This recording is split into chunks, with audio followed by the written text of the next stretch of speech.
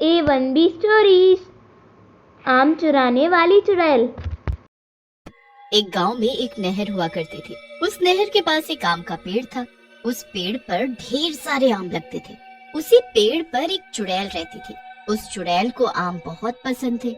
वो पूरी सर्दी इंतजार करती थी कि कब गर्मी आए और उसे आम खाने को मिले।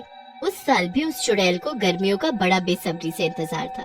जैसे ही गर्मी आती है और पेड़ पर आम लगना शुरू हो जाते हैं, वो चुड़ैल खुशी से झूम उठती है। अरे वाह, इस पर तो आम आने लगे हैं। अब ये जल्दी बड़े हो जाएंगे और मुझे ढेर सारे आम खाने को मिलेंगे।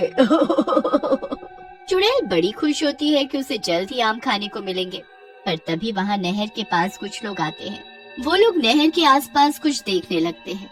नहर के पास एक बूढ़ा आदमी बैठा होता है जो उन लोगों से पूछने लगता है। अरे भाई, क्या बात है? क्या देख रहे हो?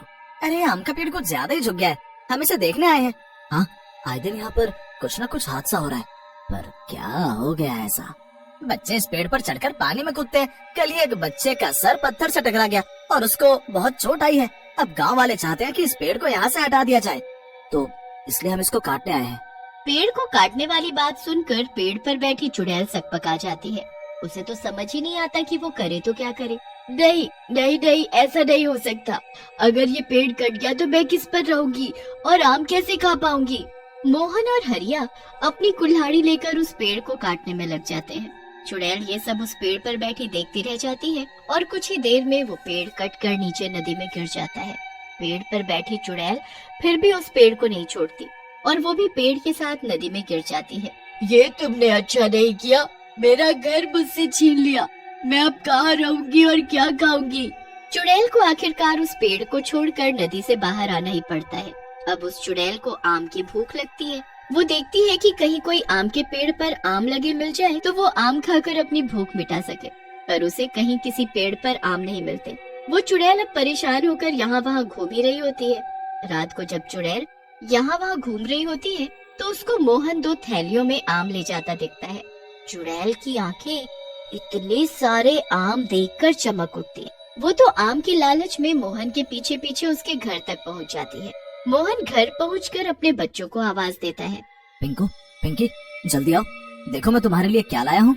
वाह, आम! मैं आज ही माँ से बोल रहा था कि मुझे आम खाने हैं। देखा, और आज ही मैं तुम्हारे लिए आम ले आया। अब हम सब खाना खाने के बाद आम खाएंगे।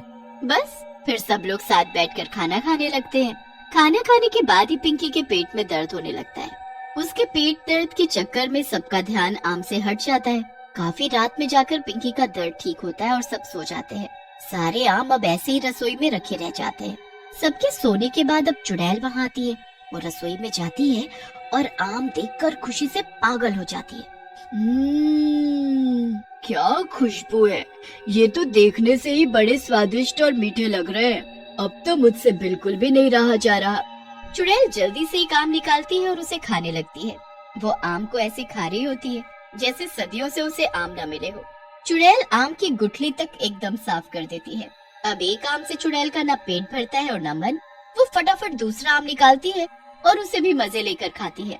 धीरे धीरे करके वो चुड़ैल दोनों थैलियों के सारे आम खा जाती है और वहाँ बस छिलके और गुठलियाँ रह जाती है। आज तो मजा आ गया। ऐसे आम तो उस पेड़ पर भी नहीं लगते थे जैसे मुझे आज खाने को मिले हैं। चुड़ैल आम खाकर वहाँ से निकल जाती है। अब अगली सुबह पिंकू और पिंकी स्कूल के लिए उठते हैं।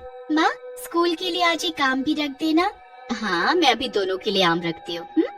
अब जैसे ही मधु रसोई में आम लेने जाती है तो वहाँ छिलके और गुठलियाँ देखकर तो वो हैरान रह जाती है।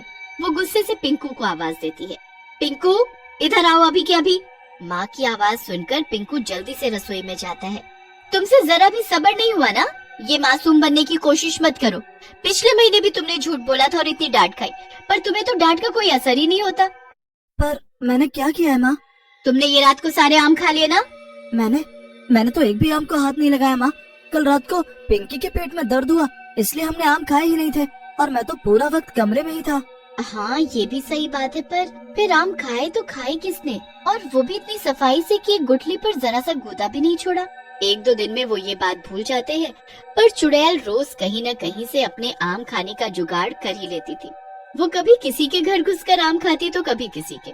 गांव के लोग बड़े ही अचंभे में थे कि आखिर आम गायब कहाँ हो रहे हैं। फिर एक दिन कुछ औरतें कुएं के पास खड़ी इसी बारे में बातें करने लगती है। जाने क्या हो रहा है हमारे तो पड़ोस में। क्या हुआ बहन? अरे 2 बार से हमारे घर से आम गायब हो रहे हैं। क्या बोल रही हो? एक दिन हमारे घर से सारे आम गायब हो गए थे और बस गुठली और छिलके ही मिले। हाँ, बस ऐसा ही कुछ मेरे घर भी हो रहा है। जब आम लाओ सुबह तक गायब। हाँ सही में, कल ये पूरे 5 किलो दशहरी आम लेकर आए थे। हम दोनों ने एक एक आम खाया और बाकी रख दिए, पर सुबह देखा तो आम की जगह बस गुठली और छिलके ही मिले। ये जरूर किसी आम चोर का काम है। कोई तो है जो सबके घरों से आम चुरा कर खा रहा है। अरे पर जो भी है, कोई क्या एक साथ 5 किलो आम खा सकता है? हाँ ये तो सही कहा तुमने। मुझे तो ये कोई मंकी मैन का काम लग रहा है। एक बार मैंने सुना था कि शहर में मंकी मैन घूम रहा है। बस सभी औरतें यही सब बेकार की बातें करती रहती हैं और चुड़ैल गांव से आम चुरा कर खाती रहती है। अब काफी दिन हो जाते हैं और लोग बड़े ही दुखी हो जाते हैं। उनको जानना होता है कि आखिर ये काम कर कौन रहा है। एक दिन गांव वाले उस आम चोर को पकड़ने की योजना बनाते हैं। वो गांव के बीचों बीच एक आम का टोकरा रख देते हैं और उसके आसपास जाल बिछा देते हैं। उसके बाद सब यहाँ वहाँ छुप जाते हैं। थोड़ी देर बाद वहाँ आम चोर चुड़ैल आ जाती है। आम की टोकरी देखकर उसके मुंह से तो पानी टपकना शुरू हो जाता है। आम, आम, इतने सारे आम, वाह वाह, मजा आ जाएगा आज तो। चुड़ैल बड़ी खुश हो जाती है और जल्दी से उस टोकरी के पास जाकर बैठ जाती है। फिर उसके बाद वो एक एक आम निकाल कर खाना शुरू कर देती है। एक आम वो एकदम सफा चट कर देती है और कुछ ही देर में पूरी टोकरी खाली हो जाती है। आम खाने के बाद वहाँ बस छिलके और गुठलियाँ रह जाते हैं। उन साफ सुथरी गुठलियों को देखकर सब लोग समझ जाते हैं कि ये काम किसी इंसान या बंदर का नहीं बल्कि एक चुड़ैल का है। अब सब चुड़ैल के लिए बिछाए जाल को एकदम खींचते हैं तो उसमें चुड़ैल फंस जाती है। हाय ये क्या हो गया? ये जाल कहाँ से आया? ये क्या हो रहा है? जब चुड़ैल पूरी तरह जाल में फंस जाती है तो सब गांव वाले उसके सामने आते हैं। तेरी वजह से हम गांव वाले कितने दुखी हो गए हैं। हम अपने लिए आम लेकर आते हैं और तू रात को आकर उन्हें सफा चट कर जाती है। इतने दिन हो गए हमें परेशान करते करते। अब देख हम तेरा क्या हाल करेंगे। सच में इसे तो बिल्कुल मत छोड़ना कोई।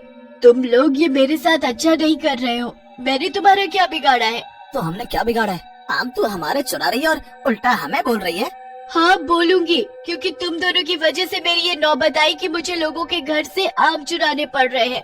मैं तो अपना शांति से बिना किसी को परेशान किए उस नहर के पास वाले आम के पेड़ पर रह रही थी। उस पेड़ के आम खाकर अपना पेट भरती थी और आज तक मैंने किसी को कभी परेशान नहीं किया। पर तुम दोनों एक दिन वहाँ आए और उस पेड़ को ही काट डाला। मेरा घर और मेरा आम दोनों मुझसे छीन लिए।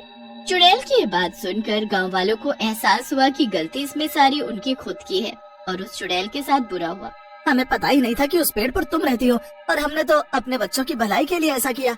मेरे पास एक रास्ता है, पर फिर तुम वादा करो कि फिर कभी हमारे घर के आम नहीं खाओगी। कैसा रास्ता?